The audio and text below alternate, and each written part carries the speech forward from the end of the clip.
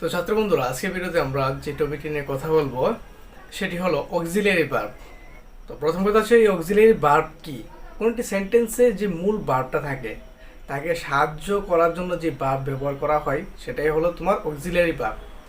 Auxiliary ভার্বগুলি তুমি অনেকটা বলতে পারো যে এরকম বৃদ্ধ লোকের একটা লাঠি নিয়ে হাঁটে, তো লাঠিটা কিন্তু তাদের পা হিসাবে কাজ করে না, তারা নিজের পা দিয়েই হাঁটে, শুধু লাঠিটাকে একটু বর হিসাবে রাখে তারা। ওই লাঠিটা ছাড়া তারা হাঁটতে পারবে না, কিন্তু লাঠিটা আবার তার পা হিসাবেও ব্যবহার হচ্ছে না। অক্সিলিয়ারি ভার্বগুলি হলো অনেকটা এমনই, কোনো সেন্টেন্সের মূল ভার্ব অক্সিলিয়ারি ভার্বটাকে ছাড়া তার অর্থ প্রকাশ করতে পারে না। এবার কথা হচ্ছে অক্সিলিয়ারি ভার্বগুলি কত ধরনের হয়। মূলত অক্সিলিয়ারি ভার্বগুলি আমাদের দুই ধরনের হয়ে থাকে, একটা হলো প্রাইমারি অক্সিলিয়ারি ভার্ব আর একটা হলো মডেল অক্সিলিয়ারি ভার্ব।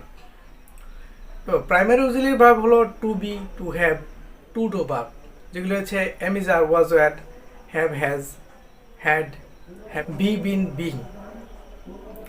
আর মডেল অক্সিলারি ভার্বের কথা যদি আমরা বলি তাহলে এখানে আছে can, could, shall, should, may, mite.